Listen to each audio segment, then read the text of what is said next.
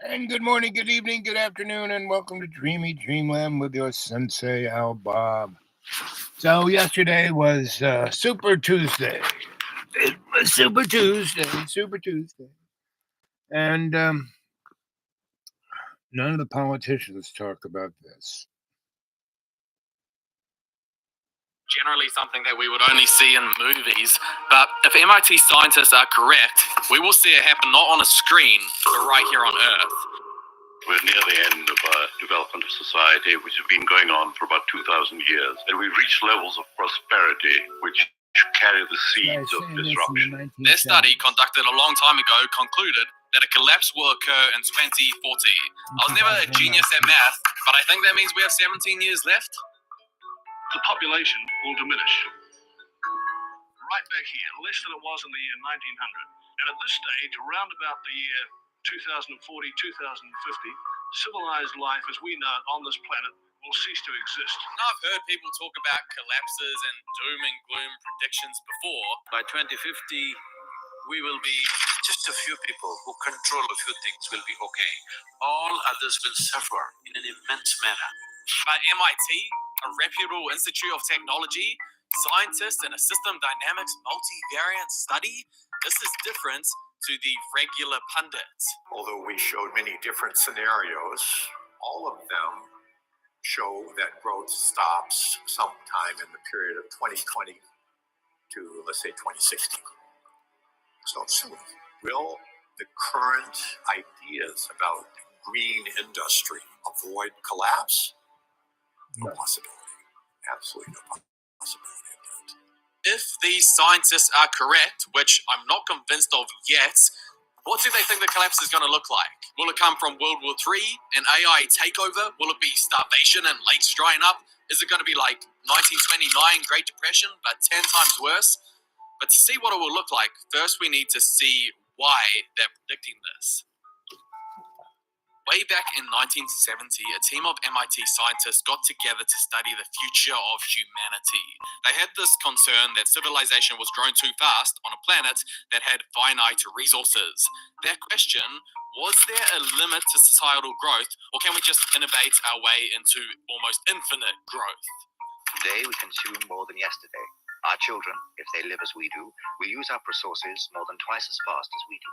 Such growth threatens to use up all the resources the Earth has to offer us. Even if we solve problems like pollution, growth within a century or so would lead to widespread famine and social chaos. Our new technologies tend to disrupt ecological cycles, to break them.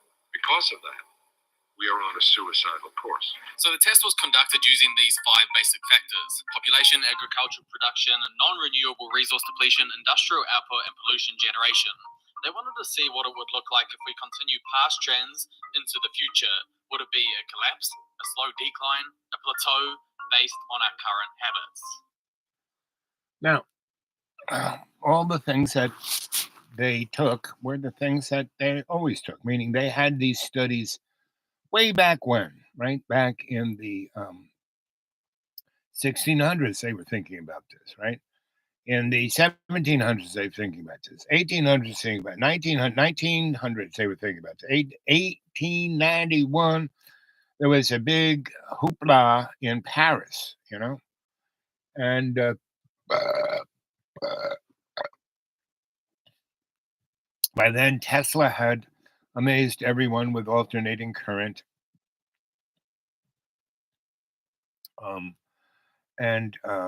Eiffel had built his tower, and science was pretty groovy, and basically they had a bunch of folk, not only just scholastics and scholars, but they also had the industrial world, like Mr. Rockefeller sent his boys. Ranson, hey, you doing, buddy? Yo, Sunset. I've been trying to get a hold of you, never answered the phone or your emails or virtually anything. Anyway, I'm thinking of you. So what people aren't adding into the equation is the alien agenda, meaning you read the Bible, do I have a copy of the Bible here? I should. Where is it? It's somewhere. I'm going to dig around for it. But I think in the first thing. And let there be light, that one around 25, 28 verse. God says, let us make these guys in our image and likeness. Meaning, really? There's a crew? And there's a little later on it says, and then the the giants went into the girls of the humans, right? And we got to Nephilim, and if you just poke around the edges of that history, you find some interesting things that no one seems to want to talk about, and that we've been seeing UFOs flying around forever, and that there've been real amazing civilizations before ours, like Atlantis, and all of the interesting crews that were in South Asia, which people call North Africa, right? And other call the Middle East. And when you call it the Middle East, all you're doing is adding white ethnocentricity to it. And so you have to look sideways at things, right? What's on this edge right here, right? What's on that edge? And you see, basically, you look at the presidential election. We're having a replay of Donnie versus JoJo. About these guys, Donnie, for 10 years before he decided to run for president, coming down the gold escalator, he was a game show host. And he still is. The mega scene is a game, it's a TV game, right? Meaning all of these, 91, he's going up for 91 felony things. Well, I mean, that's billions of dollars worth of free advertising, right? And he just met up with Elon Musk. So Donnie is getting rid of the Grand Old Party, right? You had to realize the Grand Old Party was the party that freed the slaves. The GOP was the liberals. The Democrats were the crank, KKK guys. The Jim Crow guys. The lost continent guys. So it's going to be fun. All I say is buckle up. So that's kind of why I'm out here, and all the rich folks have come and bought up all the properties around me because it was cheap. Because all the folks who lived here had been here for generations and didn't realize the real estate value of it, and it was all whipped right out from underneath of them. And then it put maybe last 10 years, 18,000 people have died of OxyContin just in my one county. There are about 3,500 people out in the woods and being homeless. The biggest social safety net we have in the three counties are prisons. So it's interesting. So anyway, around me, the guys who bought up stuff, they're all gone. One guy, ate his gun. Another guy went to jail. Other guys in a mental institution. The other ones went back to Texas or wherever they came from. And so even though the properties have changed hands, and that was more a money laundering exercise, the vast amount of, the 250,000 acres that have been bought in the last 3 years has been bought by two large corporations, right? And I, traced their lineage. They've only been in existence for a year or two, and they go back to a number of LLCs that kind of disappear in the Caribbean and in Maryland and in Switzerland. And so, so same as it ever was.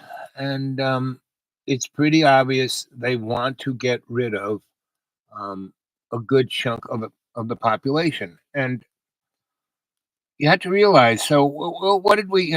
We have a something on the order of a $30 trillion deficit, and good old Bill Clinton drove our deficit down to zero in 1999, right? And then when end of times was supposed to come with Y2K and didn't, and we got the Supreme Court gave us instead of Al Gore, we got George W. and Dick Richard Cranium and the neocon insane clown party, and we went into never-ending wars, and we're still there. And it didn't matter whether we was Republican or Democrat, and it still doesn't. And so we're going to have Donnie Yump probably win the presidency, and he will destroy what's left of the bureaucratic system of the American government. He will get rid of the National Institute of Health. He'll get rid of the Federal Aviation. He'll get rid of the AEC. He'll get rid of all the things like that. Right? He'll get rid of anything that looks out for the little guy. That will disappear, right? And the rich people will get a bigger tax. I mean, one of the largest things that has caused our deficit is Donald Trump's tax cut. I mean, it's really the only thing he legislatively got through, right? He was quite focused on replacing all the judges in the appellate court and the Supreme Court. And but see, if it doesn't matter, because if Biden wins, whatever Donnie was going to do, Biden will do in a Bidenist way, because the last 3.5 years, Biden has been doing exactly what Donald Trump did, right? And so in the Bidenish kind of way. And so it doesn't matter whether Biden wins or Donald wins, because in another 4 years, the next president will be the guy who lost. If I would say Biden will win this one, and we will have martial law, and then we will have because we've been pretending to have a democracy for the last 240 years or whatever it's been since 1776. They had to realize we weren't a Christian. What the First Amendment? What was the First Amendment? Right? No state religion. Right? Freedom of speech, no state religion, freedom of religion, freedom of speech, freedom of assembly, freedom of bringing up your problem with the government without having to be thrown in jail or drawn and quartered. And they're going to get rid of those amendments they've already have, because everyone thinks it's just free speech. You can say whatever no. First Amendment is, number one, separation of church and state. Number two, you can have any religion, right? Any, right? Number three, everyone can come together and talk freely, right? Anyone can go out on the street and discourse, meaning hey, we don't like that. And number four is we can bring things to our government, and they should address them, right? And not just by us, getting this congressman or that senator or governor in, because it doesn't matter, because whoever's elected was always chosen, for more than half of America's existence to vote. The only guy who could vote is a white male who owned property. Bang, period. That was it. Everybody else, which was like 92% of everybody else, couldn't, right? So it was a stuck game. So here it is, 14 minutes and 35 seconds. Right? So I'm going to play a little montage. Oops. And come on, guys, let's see somebody talking.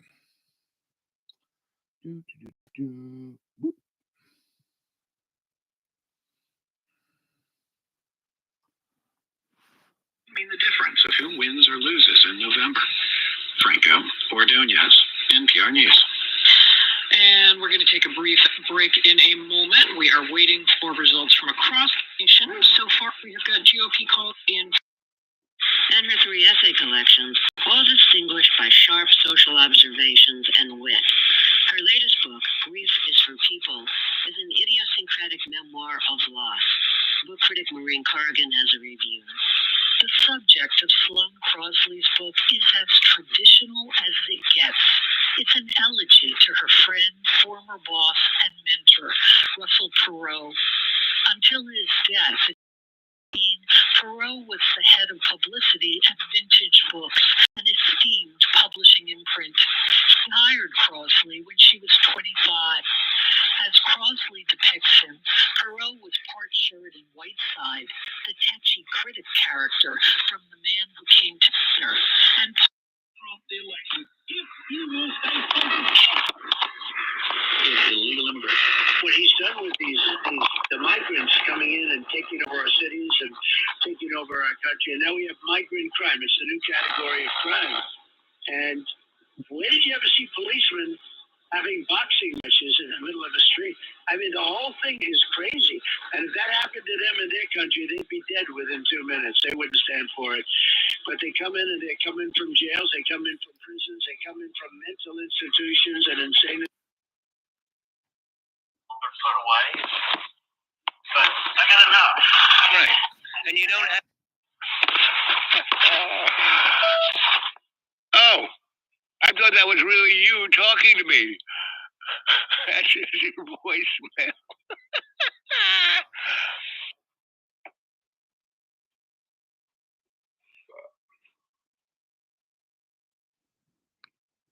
She was so happy, and every time it's, it changed her life. And that's why I did it, because she was like, she hadn't used that sewing machine in, I don't know, forever. I fixed it so she could, and so it changed her life. So that was really nice,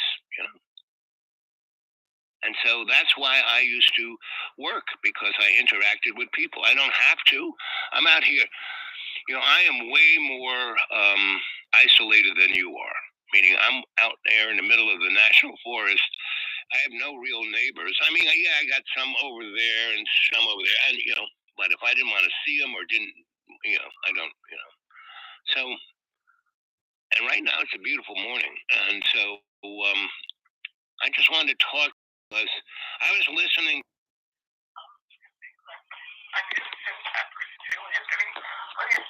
Yeah. Someone else.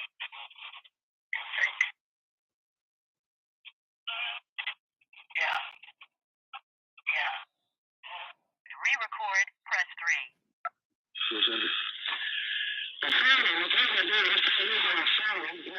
What is the soul? Maybe we can make some guesses. We have some sort of feeling for it, but what does it mean? And spirit. The scripture itself is not supposed to. The only. Mature audiences, April 10th through the 14th at the Bercy Bach Theater. 1874, Max Weinberg answered a classified ad that read in part, I'm Jack Speer. The U.S. Supreme Court has ruled unanimously the states lack the authority to disqualify former President Donald Trump after his actions 3 years ago during the siege on the U.S. Capitol. NPR's Nina Totenberg explains there was disagreement on some finer points of the ruling. This case is about whether Section 3 of the 14th Amendment means what it says, that no federal officer who has participated in an insurrection or rebellion against the United States may remain in office. And pursuant to that, several states have tried to throw him off the ballot. The unsigned majority opinion today, it says that states cannot throw federal candidates off the ballot. All 9 justices agreed with that. But 4 justices, including Trump appointee Amy Coney Barrett, said the majority opinion went way too far. The majority went further in saying that detailed federal legislation was needed. I think the worst fornication I did was after I met you. Who's John That Boy? was the worst of it. Wait, I don't remember you fornicating. So remember, John is the canary in the social coal mine. He is the metaphor of what's going on in the world. Just listen to this guy. And John is he keeps oh, you need to come and stay with me because he's lonely. Nobody wants to be with him. And I'm not going there because he'll just throw me out again. And I don't even have a car to get there. I only have $400. I can't spend every nickel I have to get there and have him throw me out, or even worse, right? So all he does is scream and curse at me and be. With those women who showed up, What women? Nobody. You didn't have any girlfriends. The only woman who you might have had fornication with was the girl who came from Russia. So he got himself a Russian bride, right? And she came all the way to Russia, from Russia, to be with John. And she had a big mink coat with a hood. It was beautiful. And he went down to D.C. to get her at Ronald Reagan Airport, and I stayed back there, and I made cleaned the house. I made a beautiful meal, a stuffed chicken with loads of vegetables and pastries and wines, and John brought her back, and she hadn't eaten anything on the airplane ride. From getting on in Moscow to getting to DC took her like 18 hours, and then John drove her from there. And she goes, "Can we get something to eat?" And he just, "I can't stop, I can't stop." And so they got there, and I made a beautiful little table with a tablecloth and flowers and candles, and I was, being their waiter and maitre d', and I didn't eat with them. I just brought the food and stayed in the kitchen and brought the next course and the next course. And this girl was like, when I brought half of a chicken for each of them, she just picked it up and just,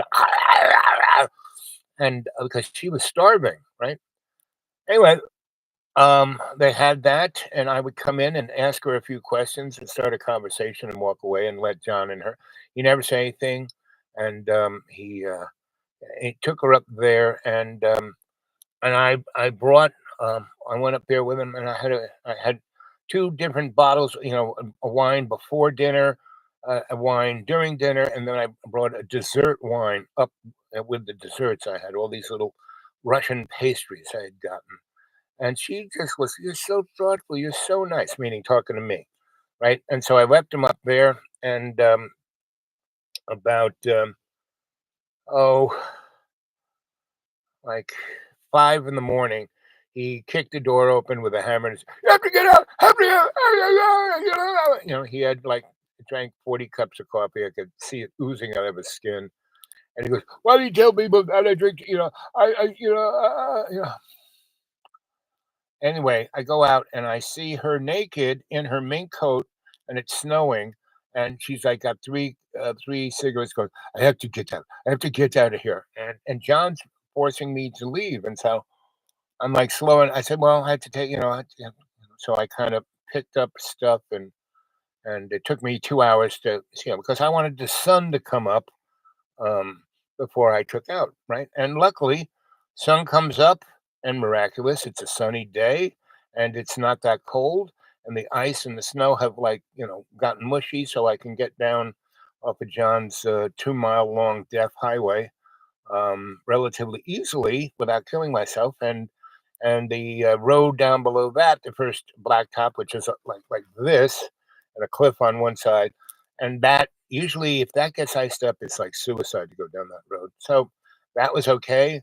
I got out on the county road. I got out to 220, and I went up to West Virginia, and I had an amazing um, time.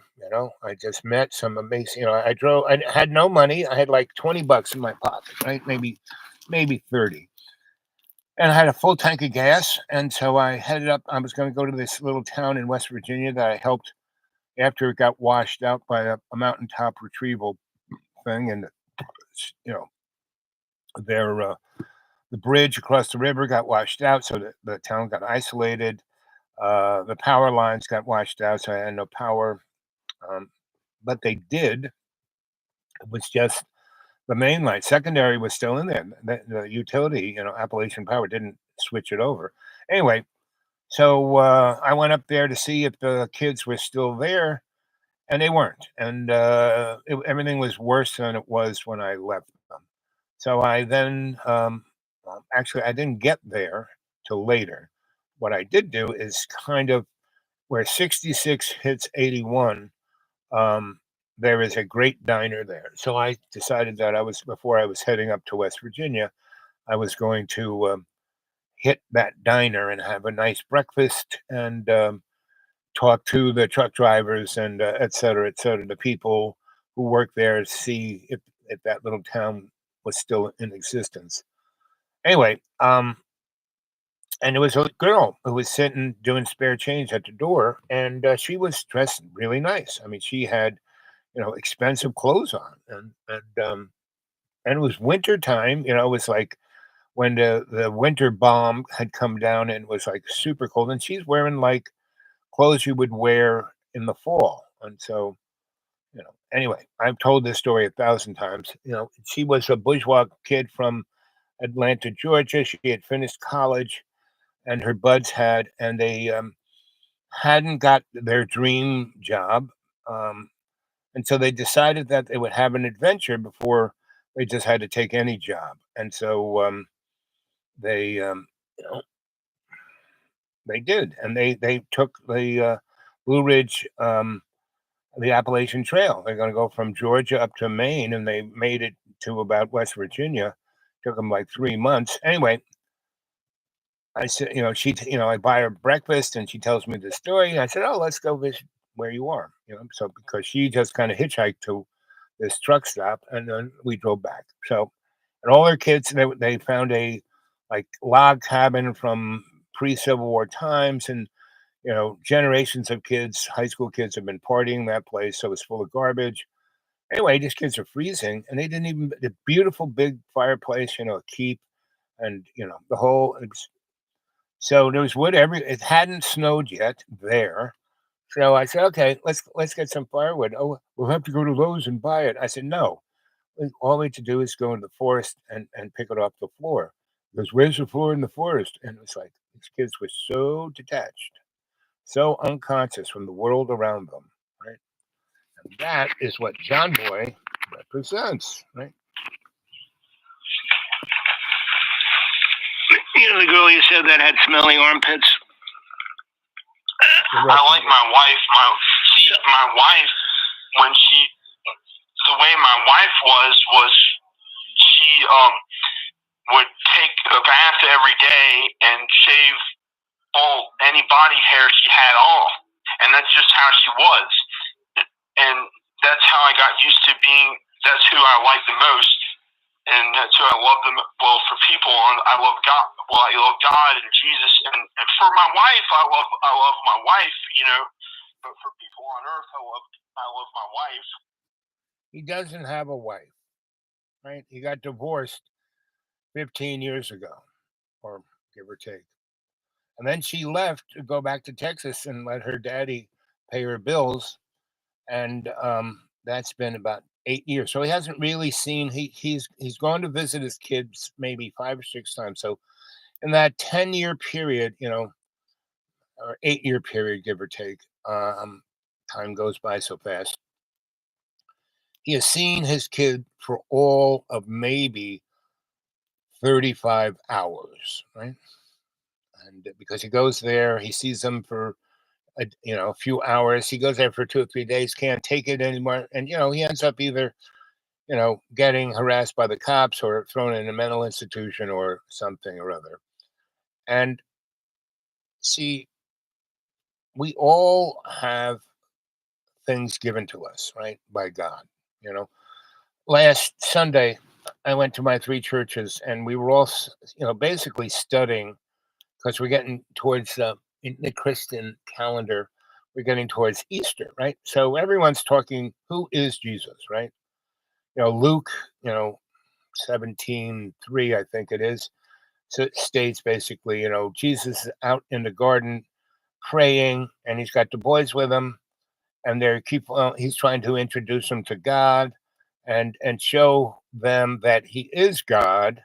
See that most Christians have a hard time with the Trinity. Well, just think of yourself. Think of yourself as the selfish self, the drunk self, and the kind self. That's like God in the Trinity. So what's going on about how sin was made by God? right? And everyone lost their shit when I said that. They couldn't believe it. I said that God made sin. I said, well, God made everything else. Why didn't he make sin? He made the devil. And everyone said, well, the devil made me do it. No. Sorry, kids. You did it. The devil didn't make you do it. The devil may have tempted you, right? Like read Job, The devil tried to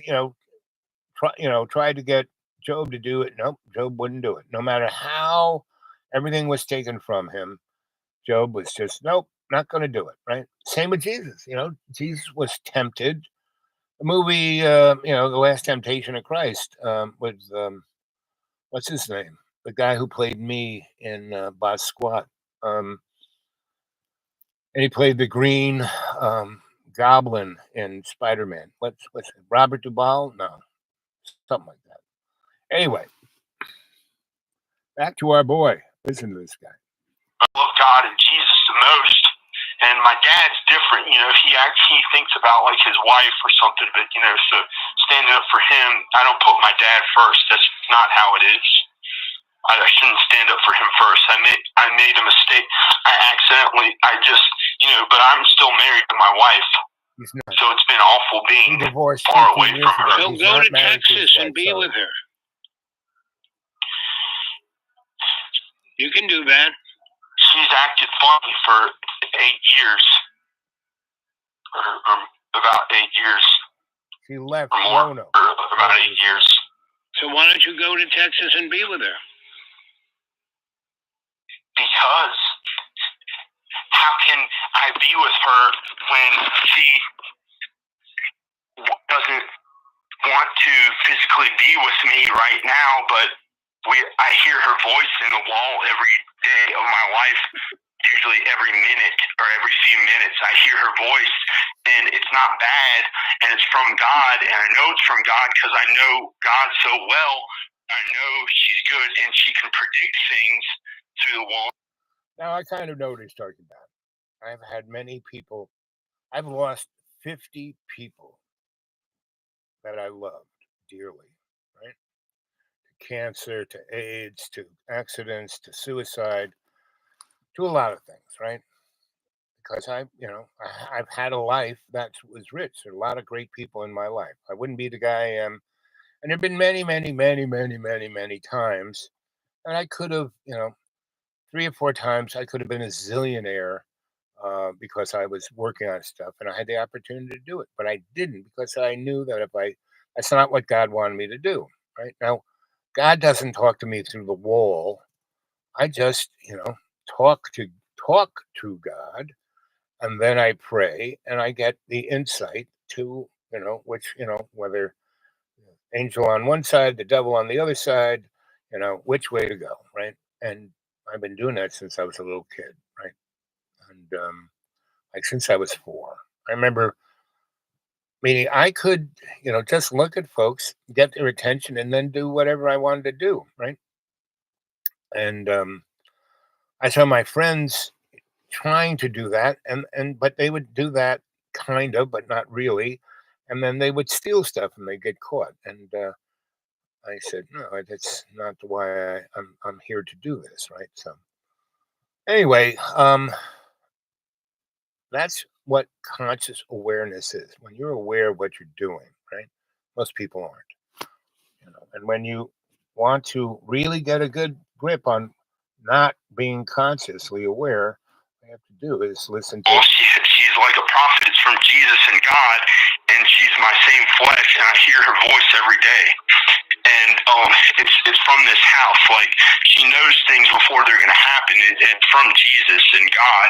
Like, the other day, I was putting a meal in the microwave. I was about to make food, and she said, "You're going to brush your teeth." Meaning, she's in Texas. It's whatever time it was. And she hears, he's microwaving the meal, the prepared meal. And he hears her saying, "Go brush your teeth." It's like, oh, yeah. And I had no idea what that meant. And I thought, I don't know. I didn't know if it was going to happen or not or whatever. I didn't know what was, but there's no sex through the the wall. There's nothing like that. There's never any, unless I mess up and I had to think about sex, but I'm not supposed to do that. That's something I'm not supposed to do. Yes, sex has been, God made everything, so he made sex. He knows that we're a horny dog. That's all right. The only sin there is, the only fornication there is when we disconnect ourselves from God's love. And, that false gods, that icon of, boy, I really want that big house. Boy, I really want that car. Boy, I want that beautiful wife or that beautiful husband. Or, that is the false god, that envy, right? That's the false god. We are wired to think about, we have these things called hormones. We have biological needs. And as you get older, you get my age, those hormones are kind of flat. That chemistry is like, eh. Well, that's why you get to be good. That's why it doesn't hurt you as much. That's why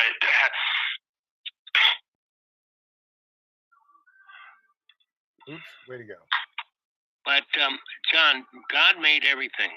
So pretty much and it's just that we judge things in ways that God never meant us to judge them, right? I mean, why is there war? Why is there violence? That's not God's way. You read the Bible and all of the wars and things that occurred to Israel and the Hebrew tribes didn't come from God. God knew they were going to happen, but he didn't make them happen. Israel and the Hebrew tribes made it happen, and the other people who were involved made it happen, not God. God knew it was going to happen, and God let it happen because that seems to be the only way that human beings can learn about things is through the experience.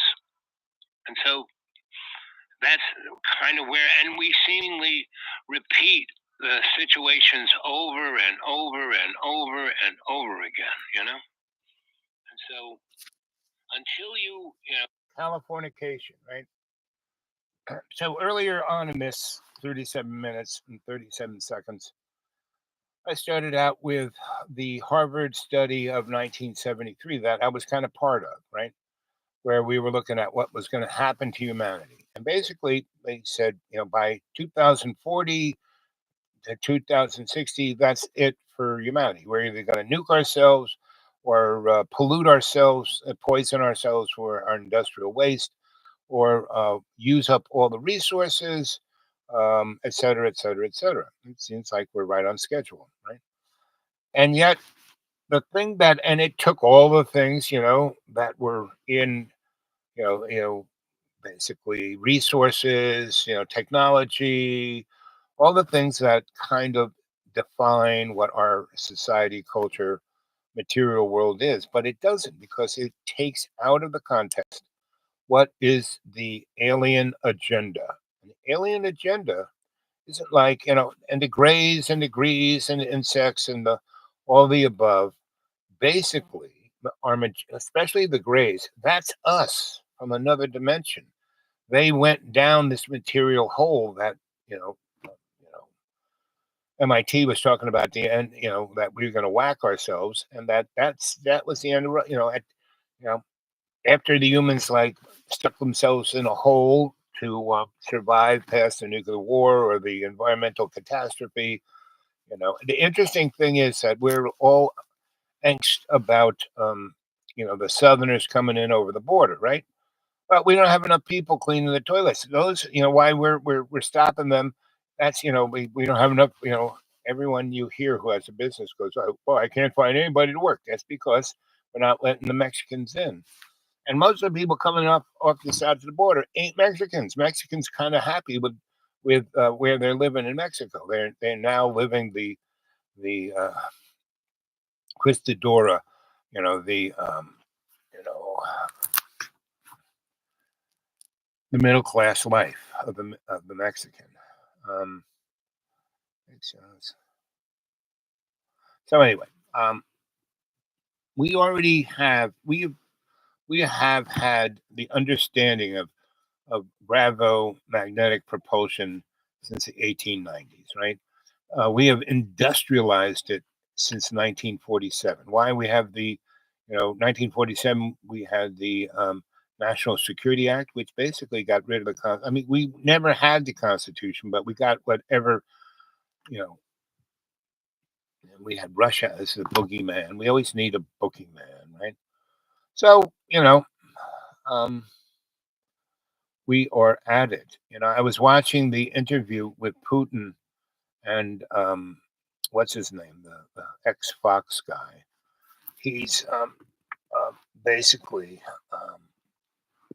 Tucker Fredrickson, right?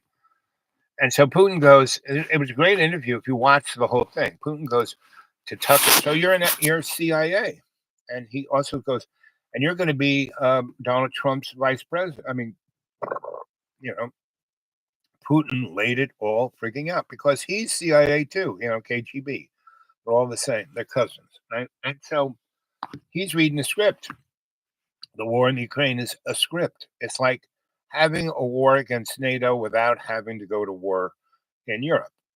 And at a certain point, what's going to happen is, so we're not giving them any stuff, but they got a ton of stuff they haven't used, and half the stuff they haven't used, they've sold to other folks. So they're people. So I wouldn't be surprised if, Hezbollah and Hamas has a bunch of those, javelins and man pads, right? And they're letting Israel obliterate Gaza, right? So they can be labeled, what they're going to be labeled, and we will be, guilty by association, and a few others will, because Europeans are letting this go down because they don't want those people to come into their country, so they're letting Israel do it, but they're going to call them, And so what's going to happen is at a certain point, when they, the IDF goes after Rafah, and there's 1.5 million people there, they're gonna, those guys, Hamas, will let them come in and then let them kill lots of innocent folk. And at the top of the blood gorge of it, they're going to take out like 3/4 of the IDF's tanks with javelins, and take out, half, if not 3/4 of the IDF's Air Force, all those F-16s, right? Now, see, Israel doesn't have a big army. It's pretty technically adroit, but in essence, it's not very good. I mean, look, they've been whacking the strip for the last 140 days, and Hamas is still pretty vigorous as a military force, right?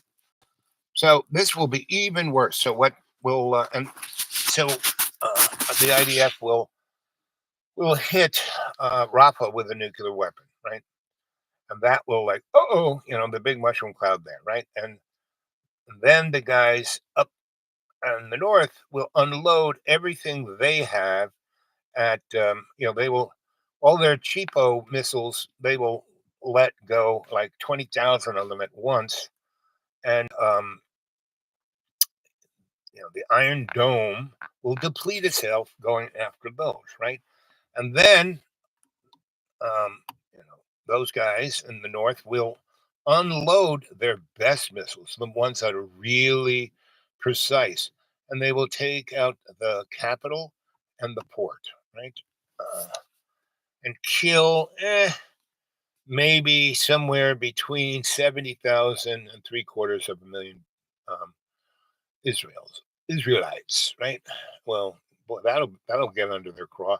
So then Israel will start nuking everybody. They will nuke Lebanon. They will nuke Iran. They will nuke the Houthis, nuke Syria. Every place where anybody even is close to being a threat, they will nuke them. Not just send in because they won't have too many F-16s left, right? And so that will be like, whoa. And so China and Russia will get involved, and we're already there. So there you go. And I would say that will occur around July 4th, give or take, right? Sometime between now and July 4th. Definitely before the whatchamacallit, the election. And reality will be we may not have an election, or we will, but it won't matter because it'll be one of the two guys who are the same guy. Donald Trump and Jojo the used car salesman are the same guy. And Jojo acting as a frail old guy, and you're embarrassed, by your grandfather, and that's an act. Oh, makes sense.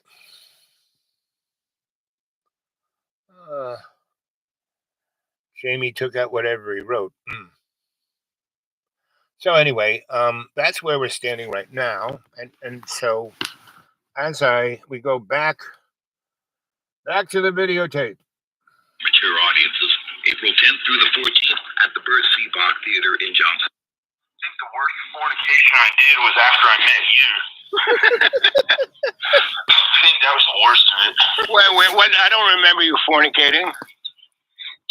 With those women who showed up, those women were people from,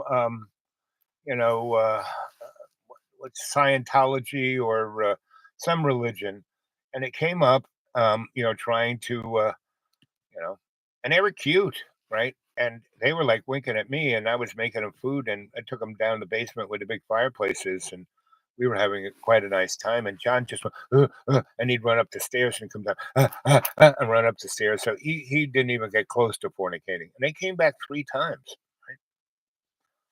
And at a certain point, I think, since I was too old and was just too much of a cheeky monkey, because I knew the Bible better than they did.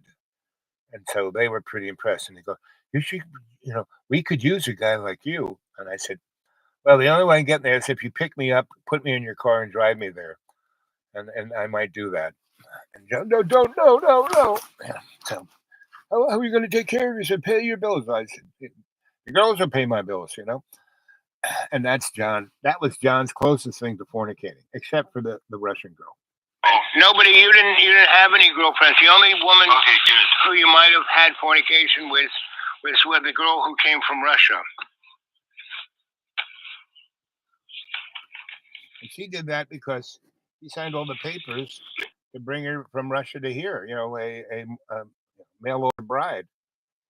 And, like I said, within, 18 hours when he threw me out, that's less. And from, 11, and then he woke me up at 5. So that's even less, that's 7 hours. And she's out there naked in the snow. And, she's got her mink coat on, and he stole her mink coat.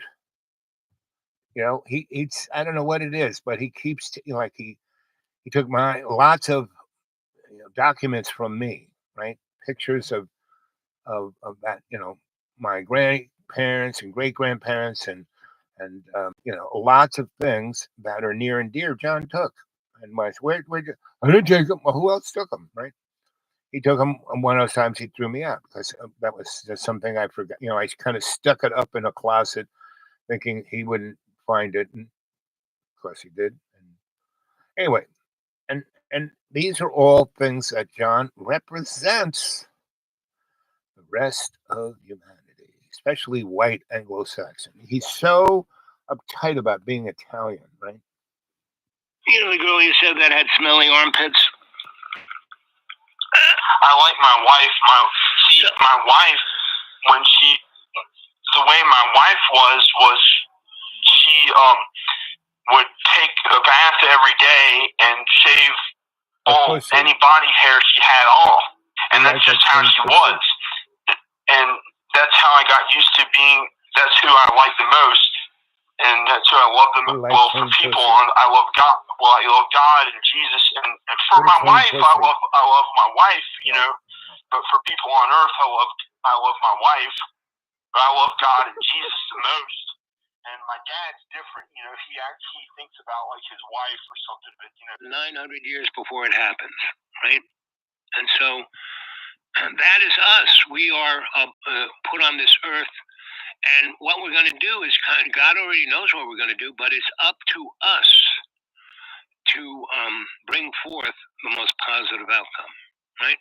And the outcome, and you can't really pray like, wanting to win the lottery. All you can do is say, God, help me out to do what you want me to do. And God will help you, really physically. So, I mean, if you want to, but the other part of the Bible says God helps those who help themselves. So if you really want to get back with Danica and be with the boys and have a family, you can't just pray to God. You have to go to Texas and actively work towards building that relationship. And even though Danica may, email you, don't come, I don't want to talk to you, blah, blah, blah. Well, that's just how she's feeling. It's easy for her to say that on the email. But if you're there and you get a place to live in and you get a job and you show her that you are, working hard and you're there so your boys can come visit you, because your boys are at an age where they can do what they want. They want to come visit you. They can't, your mother, their mother can't stop them per se, right? And in actuality, your boys could come and live with you in the school. And you have this big, beautiful school. It'd be a great thing, especially if summer's coming. Why don't you let the boys come for the summer? Right? Do they go to real school, or does Danica homeschool them still? His boys are like, getting close to 18. I think the worst fornication I did was after I met you. I think that was the worst of it. What? I don't remember you fornicating. With those women who showed up See, that's all. And John spends a lot of time masturbating. Now, guys masturbate all the time. They're like horny dogs. They can't help it. But with conscious intent, you don't have to masturbate as much. And the masturbating, that's built in. It's a built-in, stress relief. God put it in there. It's part of the design to masturbate. And women know this better than guys. Women don't really feel guilty about masturbating. No, I have never met a single woman who ever felt, guilty about that. My Aunt Gracie, my mom's best friend, we talked about this once when I was about 30. Anyway, so that's the story from this side. Does anybody have anything else to say? Otherwise, I'm out of here. Okay. I love you guys. Again, everything is illusion. You need to be consciously aware of your relationship with God. The only thing there is love's co-creation, right? Oh, let's talk about that. Let's talk to Art Boy, see what he has to say.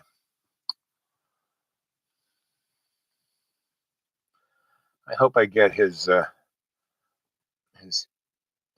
voicemail.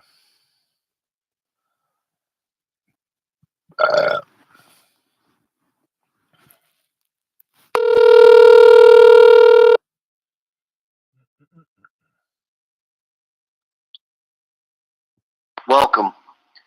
I'm not on air, am I? Of course you are. That's not good. No. No. Owl Bob, I regret to inform you. You cannot call me between the hours of 9 a.m. and 5 p.m. Monday through Friday, Okay. as I am engaged. Well, but all I really wanted, I do appreciate the thought. Well, hang up, and all I wanted was to get your voicemail message. Oh, okay. You want me to say it for the audience? Yeah, well, yes, yeah. If you can you Okay. can replicate it. I'll do it right now. Okay, here we go. Now remember, love is the only reality. Everything else is an illusion. No boundaries, no limits. Let the adventure begin. I'll talk to you later. All right, bro. Yep. Goodbye, everyone. Enjoy the show.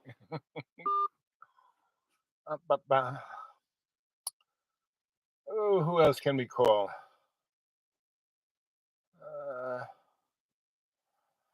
Let's see. Contacts. Let's see if Rainbow Boy is around. Boo, boo, boo, boo. Boo, boo, boo. There we go.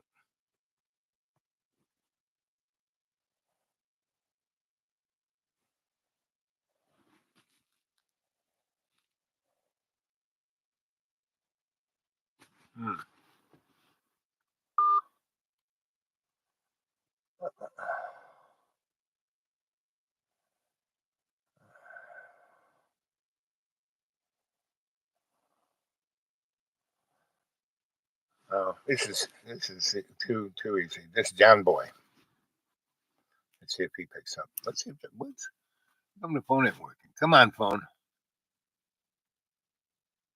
Please leave your message for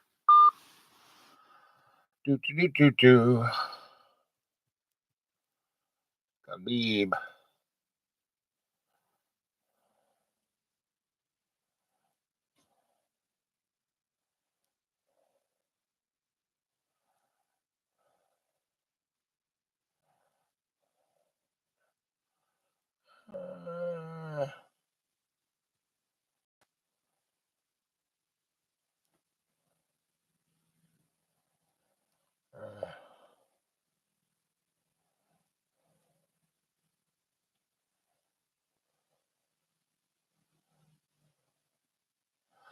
Okay, we'll try this again.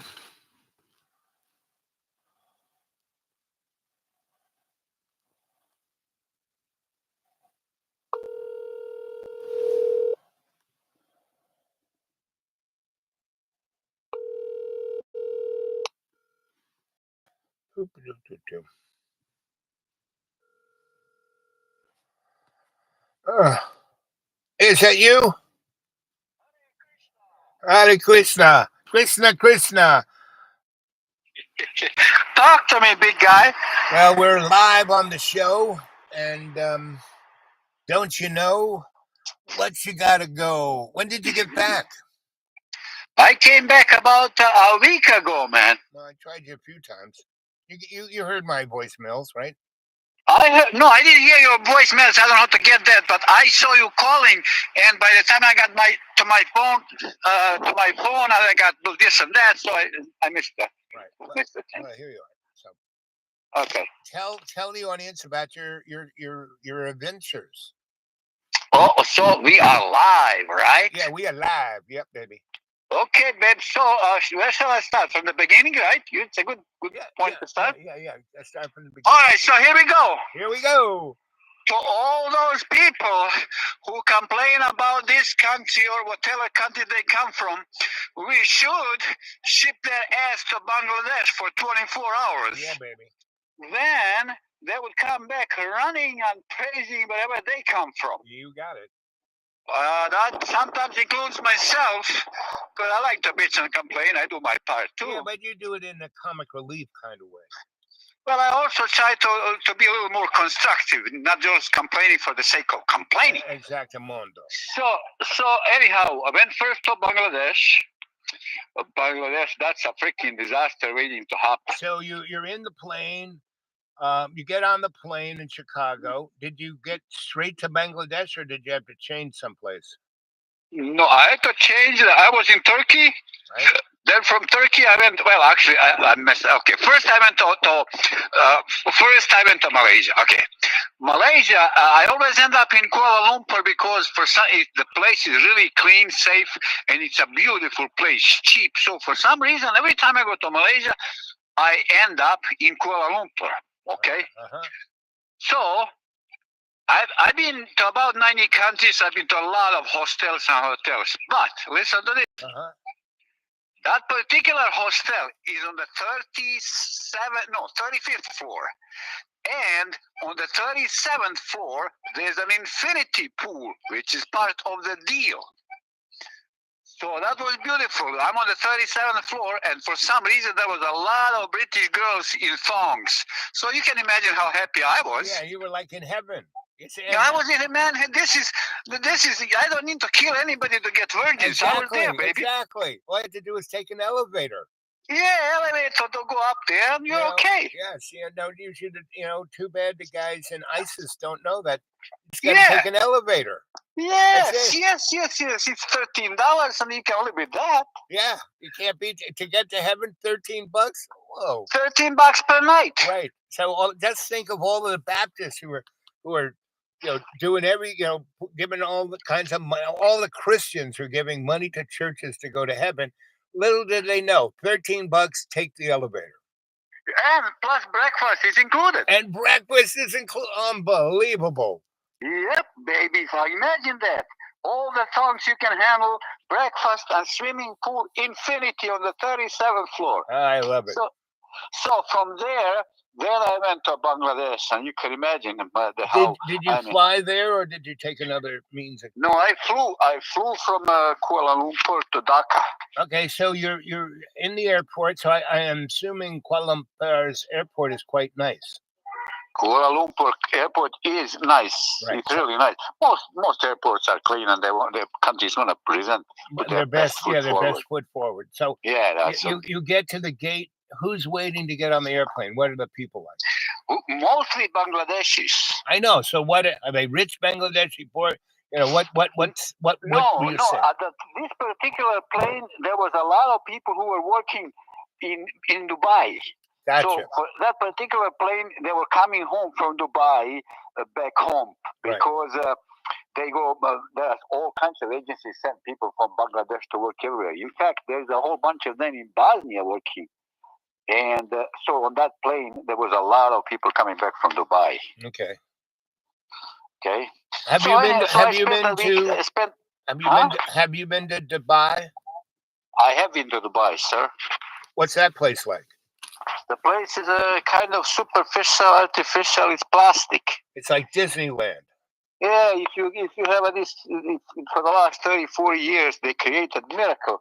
It's kind of a little superficial, but it's a nice place to see. It's kind of like going to Cracker Barrel.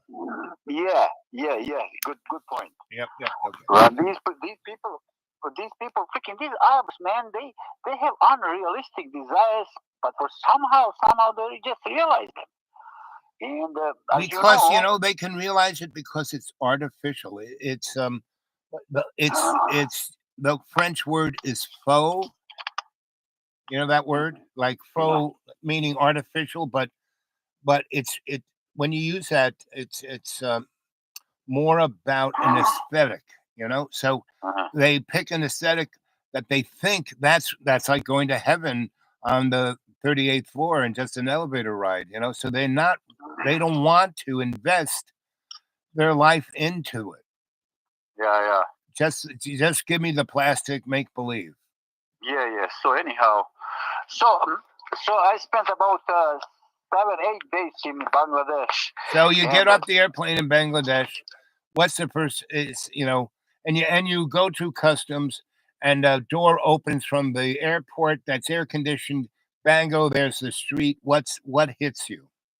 Well, what hits me, I came there early in the morning. What hit me is how unbelievably, undescribably, the place is polluted. Oh yeah. What hit me in the morning is the dust, and the sun was rising, and the sun was rising through that dust, and it looked like it was bad. Yeah, death. It was bad, man. So the reason I went there is because I saw a bunch of videos on how polluted the place is. I went to see it for myself. I said, this cannot be like that. Yeah, and it's like that, man. It's really because the only viable industry is extraction. Manufacturing. Huh? Extraction. It's taking the materials out and then turning it into something that they then export. Nothing ever stays there. Nothing ever stays there. Right. And they make a lot of clothing for Western fashion industries. Yeah. And that a lot of that ends up in their rivers and lakes, and it is. I have to tell you I'll tell you about my video, which I haven't posted yet, but once it's up, I'll tell you. You'll see it, and you just won't tell the audience where to go look. Well, now you put me on the spot because I believe it or not, I have this other, the new channel, but I don't know the name of it. How can you be? Oh, you give me so much shit that I forget about it. And so I don't know the name of my own YouTube channel. And man, now you make me look bad. So anyhow, I'll find out for sure. That we'll find out later, right? Okay. And I have a friend, and his girlfriend is teaching something at the universities, and she wanted to see it to present to her class. Oh, so that's cool. Nice bump in viewership. So there are no thongs in Bangladesh. No, sir. It's a. But look. But here's the thing. Right. When you get there, the people look. They have this frown on their face, and they look. But as soon as you freaking smile and you show goodwill, man, they just open up. They really become your best friend, man. Well, that's when people are put in that position, when you show respect and they've never had any respect. Yep. Baby. Yes. Yep. Exactly. Yeah, that's what it is, man. Yep. And cannot even describe the religious fervor these people have. Are they Muslim there? Muslims. That's the second biggest Muslim country in the world. I think it's about 95% Muslims, and mosques are filled to the brim. I mean, the streets are closed. On Friday prayer, everything is closed. Streets are closed, and imams are calling from the mosque, "We are going to save your soul. Don't worry about it." Well, that's how religion goes. I mean, that's where Christianity got it in Europe. All the serfs have a sucky life, and the Catholics just give us your pretty girls and what loose change you have, and you're going to go to heaven, maybe. Maybe, huh? Yeah. But if you're rich, you'll go for sure. That's right. Yeah. You can buy your. Yeah. I like that gig. So from there, everything else is a premium once you move out to Bangladesh, and from Bangladesh, I went to Sri Lanka. Oh yes. And Sri Lanka, I was told many times to go there, and I was not disappointed. The place is beautiful. They are cleaning it up. A lot of developments. People are friendly. It's cheap, safe. I love it. I'll go back soon. Maybe even in November I go back. Okay. So that's right. Sri Lanka. Well, Ceylon. You know that Ceylon thing. Yeah. And they are very, very grateful to British. Because British introduced actually tea to Ceylon. There was no Ceylon tea before British. Right, exactly. So they introduced tea. They built a nice railroad system, which is functional and really good even nowadays. Right. So in this particular country, British they are really they have a high opinion of British. Well, all the places that Britain ever conquered. Those people wanted to be British. I mean, look at India. Yeah. They do the same, look at Moli or whatever the guy's name is. That's. So have you heard about, the Houthis are blowing up ships in the Red Sea, right?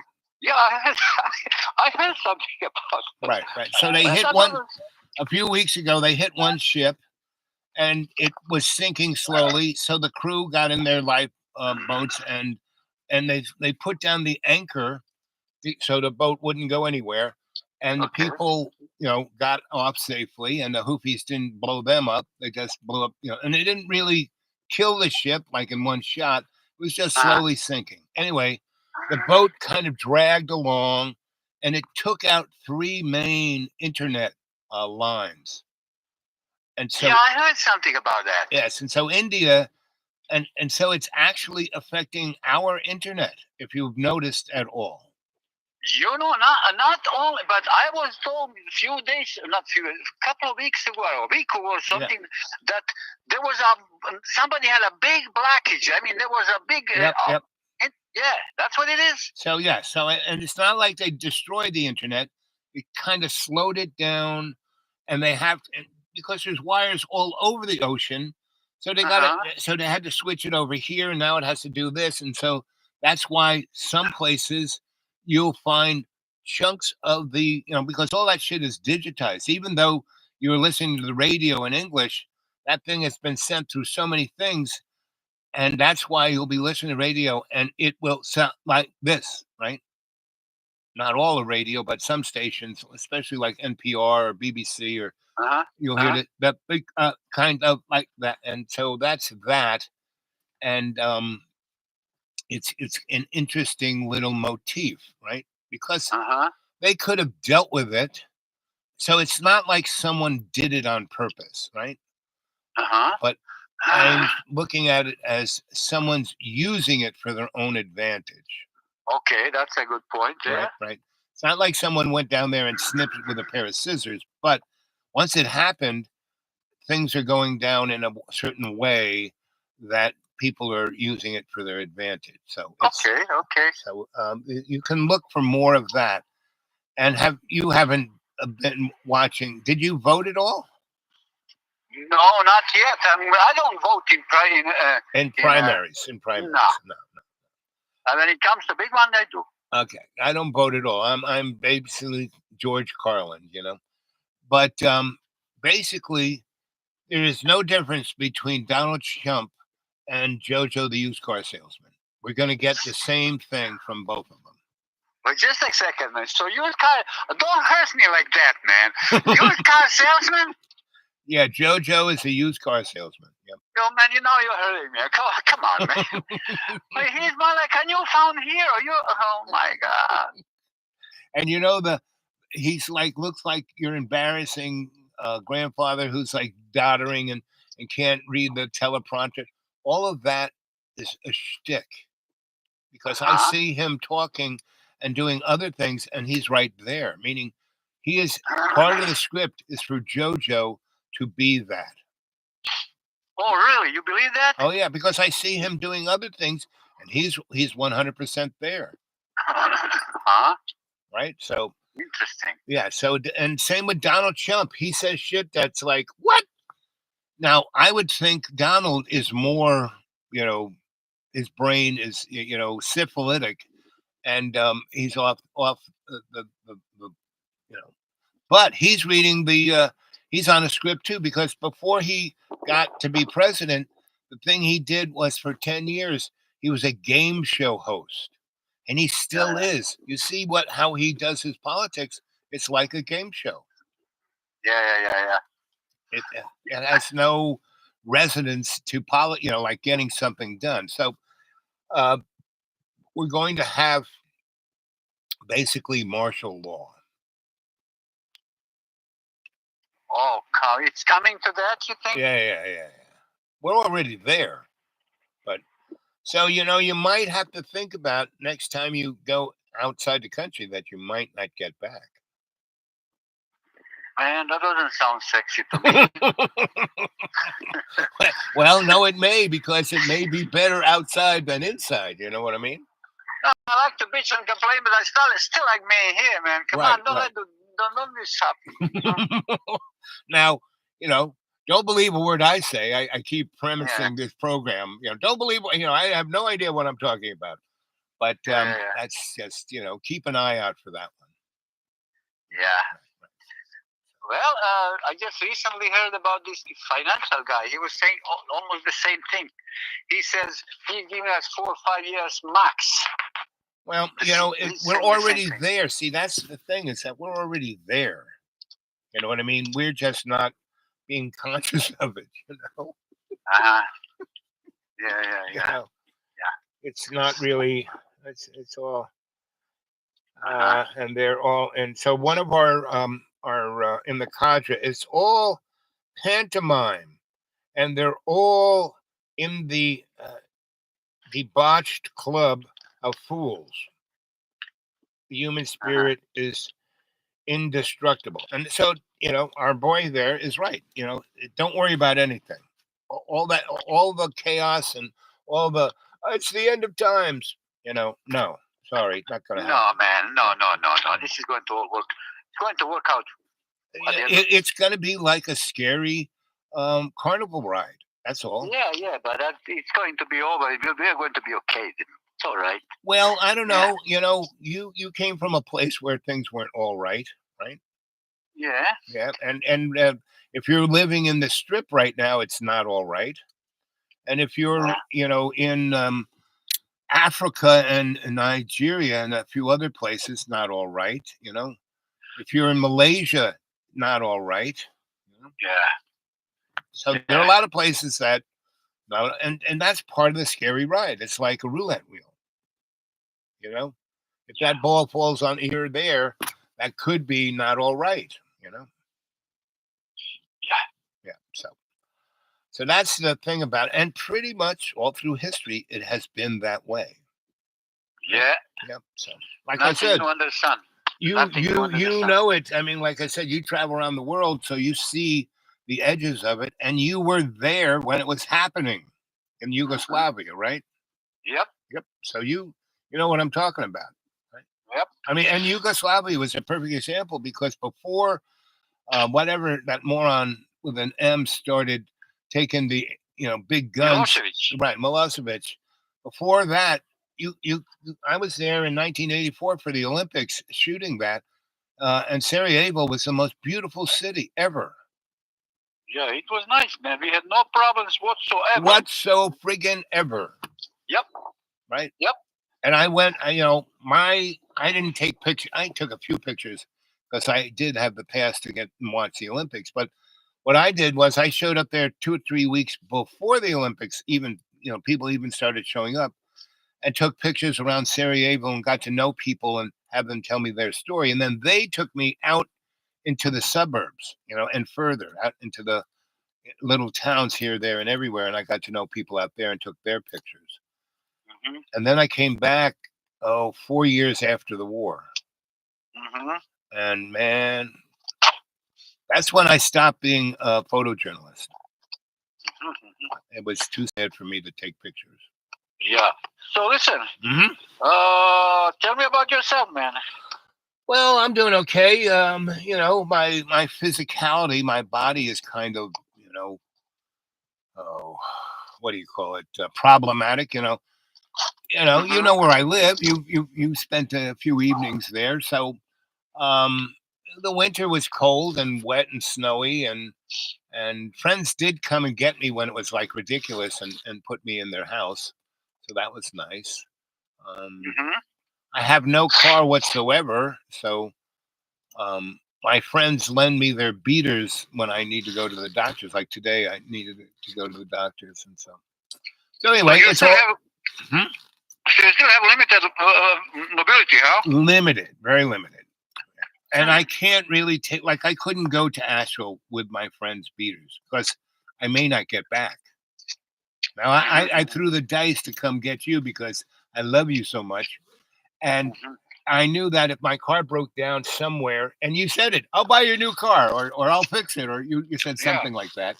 So I was betting, I was like, okay, so if it breaks down, he'll have to spend $7,000 to buy me a new car.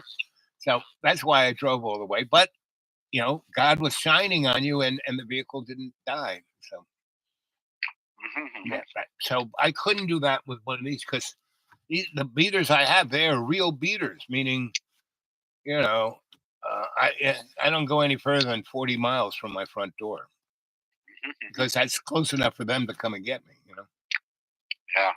So anyway, So- that's my transportation mobile. All of the cockroaches and all those people,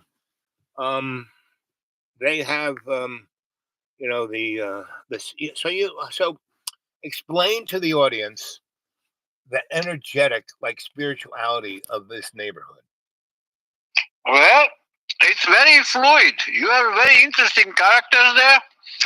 What you actually are helping there, you bring some stability there, and you bring some good vibes. Otherwise, the place is a little bit it's very strange, man. You have some characters that really don't Know what the fuck they're what you doing. call kosher. Yeah, Not yeah. really kosher. They're not very yeah. kosher, right? The mob mentality, and so Yeah. and so what happened is, since when did you visit in September or August, or when did you come? Might be of August, sir. Okay, so right around then, the Mother Earth and all the beautiful nature spirits started attacking these people. And the house next to me, a tree fell down on top of it and broke it in Yeah, half. you told me about it. They haven't fixed it yet. Well, they they covered it so it doesn't get worse. But no, they're trying to figure out. They're probably negotiating with the insurance company. Man, that was a nice place. So a tree fell over it. Yeah, broken in half, and there were 10 people in it 10 hours Oh my before the God. tree hit it, and it started really snowing hard, and they had it for a whole week, and they kind my of God. freaked out, and everyone drove away. And like 6 hours later, the tree, and if they were there, they would have been dead because they would have been sleeping upstairs, and the upstairs got obliterated. Wow. Yeah. So that So was, the neighborhood is going through some drastic changes, huh? yeah. And the guy, the cockroach guy that we drove up, and the big fat guy, right? I call him Colonel Sanders. He ended up in jail. Whoa. Yeah. That doesn't sound sexy. Yeah, big time jail. And his I don't know, his father that I called Grandpa Cockroach, he offed himself. Mm-hmm. And a whole bunch of other people have gone through the same. So it's a lot quieter, and but it's still that mobster money. They bought everything, and they don't care because they're just laundering their money here, right? So they don't care whether it succeeds or fails or dies. Yeah. But they're still bulldozing the shit out of the place, and so nature. So man, we had. So the big lake. You saw the big lake, right? Yeah, Right. yeah. I didn't show you 100% of it, but you realize it's a big lake. They emptied that sucker down to the bone Really? because a big rainstorm came and filled it up in 2 days. So why did they empty it? Well, because if they didn't, it would have blown out the dam and killed 1 million people down below. I mean, that's why they put the dam there. So remember the place when we were wearing the gold, the chain, Yeah. Johnson City? Yeah. If they hadn't emptied it out and that dam had gone, it would have taken that whole place out. But don't they have any other way of controlling that thing? No. That's why they built the dam. Well, I thought maybe there's a safety valve somewhere that. They let all the water out. They, like I said, they emptied it. It took them almost 3 weeks to empty it down to the bone, and then it got filled up in 2 days. Whoa. Yeah. Whoa. Okay. So that was kind of interesting. So they're doing it again. They lowered it down, not all the way to the bone, but halfway. And last night it filled it up. I went to the doctors, and I drove through the rain and went to the doctors. And so it was interesting to see that filled it right up. So it's that's. So I have a juicy story for you. Oh listeners. yeah, go for the juicy story. Okay. So I have to, but it has a. I have to start from the beginning. Okay. Go, take it. Okay. Here we go. I was in Chile. Where were you?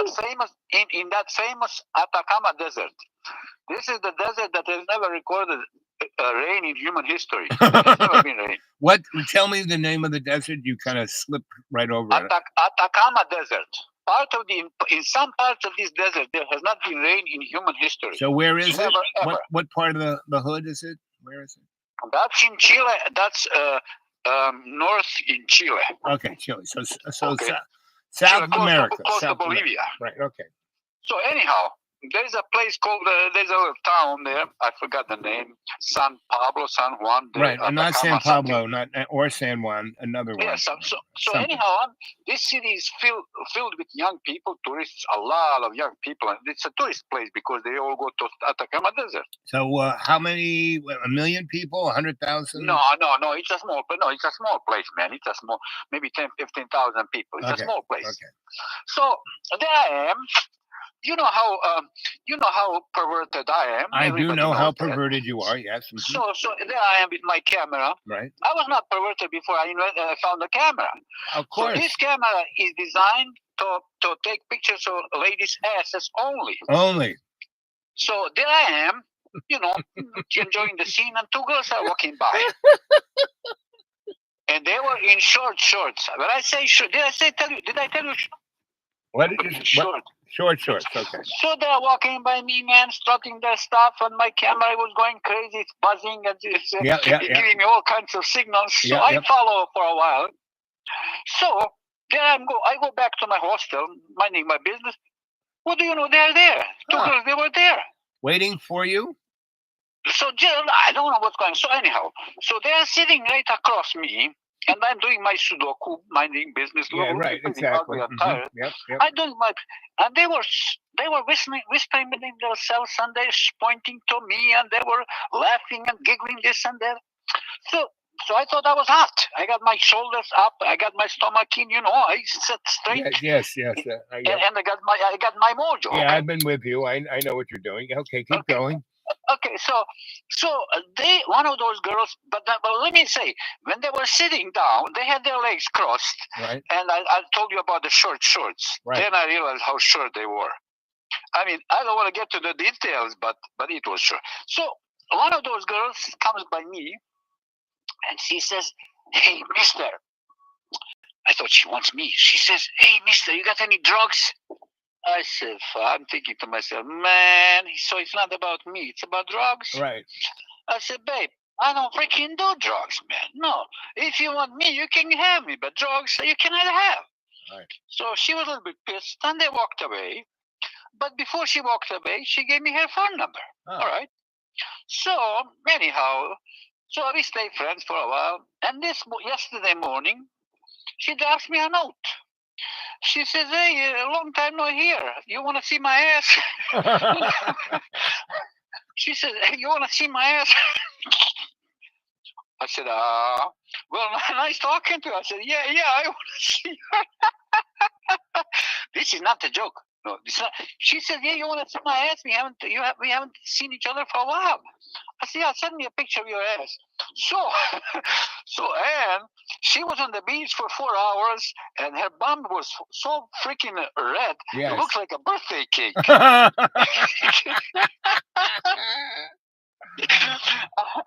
said, "This is the best birthday cake you ever gave me, girl."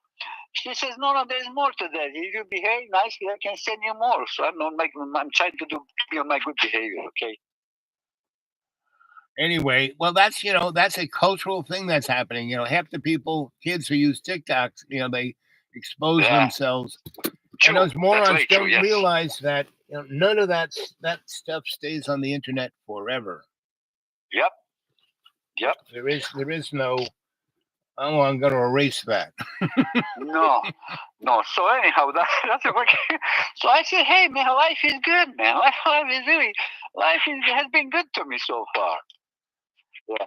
Yep. So that's what it is, man. And I'm going to Europe pretty soon. I have already a ticket. I'm going in the middle of April. I'm going to Europe for 4 weeks. Well, that'd be. But I forgot to tell you, I spent some time in Turkey. I'm looking to buy a place in Turkey. And what's that like? Well, Turkey is a beautiful place, man. It's really, really nice. It's one of my favorite places. I only got to go to the capital. I never really traveled around. Did you travel around? Oh, yeah, man. That place is mysterious. Every stone you turn, there's something under there. There's an history under there. Oh, man, they have history there. Yeah, they have history because everybody and his brother went through that neighborhood. Right. Greece, Turkey, Iraq, all those places. That neighborhood there's a lot of history. And the other thing about Turkey? What? Iraq, Syria, the Strip, all those places had amazing historical things there. And the wars and Libya too, they all had things that were like UN special sites. And UNESCO protected, huh? Yeah, Russia and England destroyed them all. We didn't want that history to be left around. And really the only place that has any of it left of that nature is Turkey. Yep, that's true. That's very true what you said. Right. That's very true, sir. Yeah. So go get a place and take me there, if I do, I will take you there. I need it's a promise. I need somehow to get a passport. I can't I won't. I can't do it myself. I haven't figured out how to do it. No one's around here. Even my lawyer. Oh, that's too hard. I said, what? So it's Listen, man. Hold on. Let me stop you right there. right. Okay. The guy the principal, that former principal of that school, right? Yeah. So here, he can take you to the post office. Take $130 with you. Yeah. He will take you to the post office, and you can do that in a day. Okay. Now, before going there, I don't know what documents you need. I don't know. Right. I don't know. See, that's one of my John Boy took my birth certificate. Are you freaking kidding? No, he took all. I mean, he took my passport, my birth certificate. He threw me out once. It was way up in the closet. I didn't think he would go after it. And he took pictures of like my parents getting married, my grandparents, coming to America. He took all this really, special stuff in a wooden box my great grandfather made, right?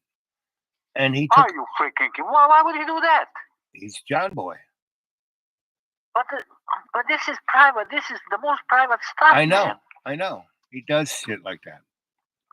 Oh my gosh. And he does it he has these different personalities, and so that personality did that. So it's John Boy isn't to blame, but that other Jimmy is. You know what I mean? Well, whatever you call it, it's him. Right, exactly. And I tried to, and then he would throw me out again. And so, it's have you gone and looked at any of his videos lately? No, man, I don't go there. You don't go there. No, man, I don't have enough time for that. No. Right. Because it's basically the same thing. It's just a little. He has different color hair. It's like it's different. But I don't want to get it because I understand. I'm more in an anthropological mood, meaning if I need I will get that. Right now, I don't need any of that, so I can get that if I need it. So okay. Hey, listen, Al. So yes. Why don't you call me when you talk more private, other things private? So okay, we can talk more longer. But now I'm outside. It's a beautiful day. So call me. We'll talk. Okay, and all my batteries are about to die, so I'll say goodbye. Where are you right now? Oh, I'm on the driveway of the guy who has a tree in his house. Oh, okay. Because he his Wi-Fi still works, and so that's the closest, easiest. Okay. Yeah. Okay, handsome. Okay. I'll talk to you. Sometime between now and the weekend. What is there any specific day or time? You can call me in the afternoon anytime you want, in the evening. Right. 7 o'clock my time. Okay. Anytime. Okay. What's the temperature there in Shaytown? Today it's 42. Oh, balmy 42. We had on Sunday 72. Today's 42. Yeah, I love this planetary strangeness. Yeah. Okay, handsome. Talk to you later. Say hi to the Queen for me. Okay, big guy. All right. Okay, Bye. Well, gang, that was a fun little adventure. So I've done a lot of traveling. Well, not a lot. Not as much. That guy is a traveling boy. But he's loads of fun. And when I get his he has a channel called Tomatoes to Muse to Entertain or something like that. But when he gives me his new channel, I'll let you have it. Because he travels around to make these films. I mean, that's what he kind of gets paid for, blah, blah, blah. And, John Boy could do the same, Anybody can do whatever they want. They just have to have conscious intent, right? Okay, we're getting to the red zone here. Anybody got any questions before I go? Thanks for the thumbs up. Anybody want to get a hold of me? The dudeawake42@gmail. It's been 1 hour and 34 minutes. And so I'm going to say, love you guys. Talk to you later. Let's see. I lost my glasses. Anyway, what did you say there? John gets in his own way. Yep, that's pretty much true. And so do we all. I mean, that's the human complaint. We get in our own way. Even I, your sensei, Al Bob, I get in my own way sometimes. But I'm consciously intent. I'm consciously aware. So when I do, I go, oh, look at that. And so I can learn from it. If you learn from your mistakes, they're not bad. Do them over and over and over again, like our John boy, and that's why I call him the canary of suffering in the human coal mine, in the colon of humanity. That's our boy. So anyway, talk to you later. Hope you enjoyed this one. Anyone who knows how to do something with this YouTube, because all of my shows are there. When I go and look at my channel and I look at them, there's only certain shows there. But when it says, look at, your own, I hit that little button, I can see them all. But I can't put all of the things that the general public can see. And I don't know why. And it's not so anyone understands anything about the YouTube, and I've asked YouTube to help me, and